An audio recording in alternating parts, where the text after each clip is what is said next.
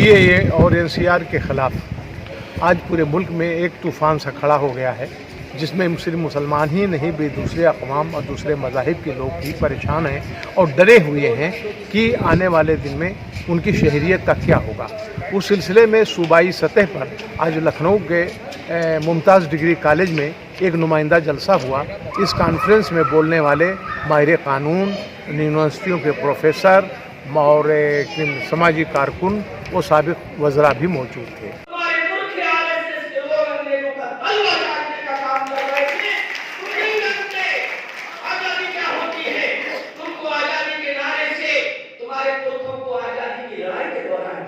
इन हजरात ने ये महसूस किया कि आज इस तहरीक को जिस चीज़ की ज़रूरत है वो ज़रूरत है अवामी हिमायत की, और अवामी हिमायत काफ़ी मिल चुकी है।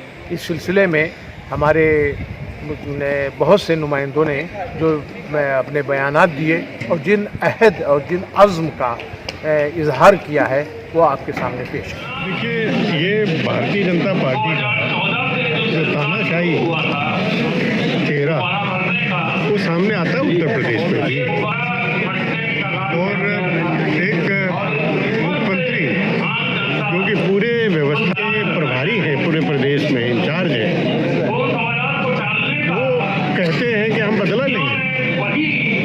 बदला लेने की बात करना, कहने का अहंकार भी शामिल है और हिंसा भी शामिल है। जो गलत काम करने वाला वो दोषी होना चाहिए, उनको दंडित करना चाहिए, ये तो कह सकते हैं कि हम न्याय करेंगे, लेकिन बदला लेंगे ये मैं समझता हूँ कि पहले कभी नहीं सोचा। और पूरे हिंदुस्तान भर में सबसे ज़्यादा लोग यही मारे गए और सब गोली से मारे गए, और ये सब जगह कहा गया है कि ये पुलिस के द्वारा चलाई गई गोली, और वो असला चाहे वो अपने व्यक्तिगत लिए हो, जिससे भी लिए हो, लेकिन पुलिस की गोली से मारे गए। जिलानी साहब, आज के जलसे में क्या आप इसे महसूस करते हैं और इसका मकसद क्या था?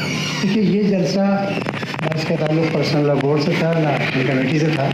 लखनऊ के मुख्तलिफ तंजीमों के नुमाइंदे और दूसरे अफराद ने ये महसूस किया कि ये तहरीक जो चल रही है, चाहे वो शाहीन बाग की हो, वो दिल्ली में है, यूपी में हमारे लखनऊ में जहानाबाद की, और दरियाओं की है, कानपुर की इससे पहले शुरू हो गई थी जी, इलाहाबाद की है। तो ये तहरीकात बहुत काबिल कदर हैं, काबिल मुबारकबाद हैं, लेकिन ये अपने आप में पूरे सूबे को भी रिप्रेजेंट कर सकती है। होना तो पूरे सूबे में चाहिए, और ख़ास तौर से सूबे के रूरल एरियाज़ में जो हमारे दलित भाई हैं, गैर मुस्लिम हैं, ओबीसीज़ हैं, इन सब को उसमें शामिल करना होगा। तो उसके लिए कमेटी सूबाई सतह की बनाना ज़रूरी है।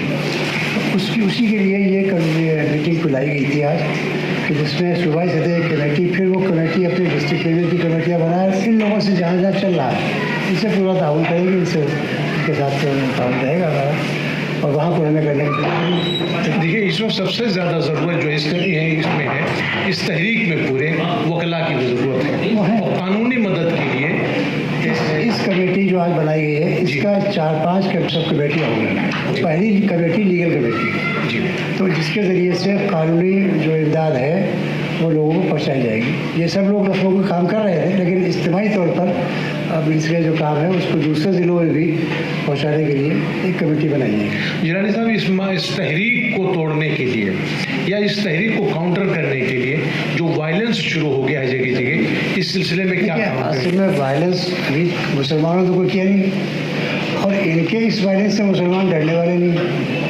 जो गोली वहाँ चल गई, वो जामिया में चलाई गई और फिर वहाँ चलाई गई, तो इससे मुसलमान डरने वाले नहीं। मुसलमान का तो इसमें चूँकि अभी तक शरीयत मुसलमानों की है, और गैर मुस्लिम भी आज जो आपने देखा, इस पर जितने गैर मुस्लिमों ने भी तकरीरें की हैं, उन सब ने कहा कि हम इससे डरने वाले नहीं, तो इसलिए इसका कोई असर नहीं पड़ेगा तहरीक। और जिस तरह से तहरीक आगे बढ़ के चली, आपने जितने तजुर्बे किए और देखे, उससे आप क्या महसूस कर रहे हैं?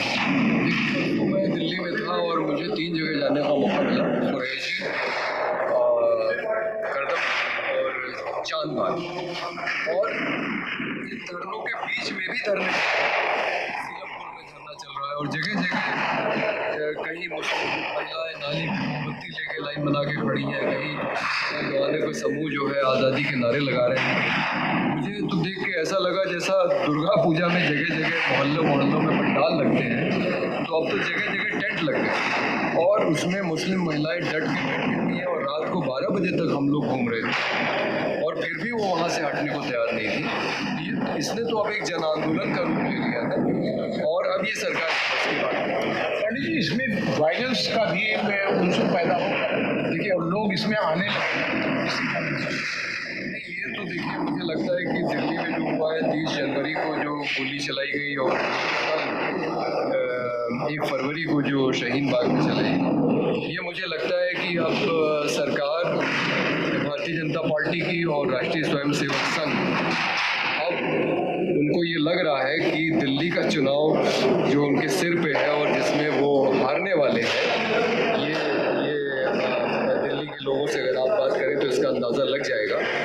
तो अब ये एक आखिरी चाल चल रहा है कि हिंसा करके और वोटों का ध्रुवीकरण कर ले ताकि दिल्ली का चुनाव जीत जाए। मुझे लगता है 8 तारीख के बाद आपको कोई हिंसा नहीं दिखाई पड़ेगी।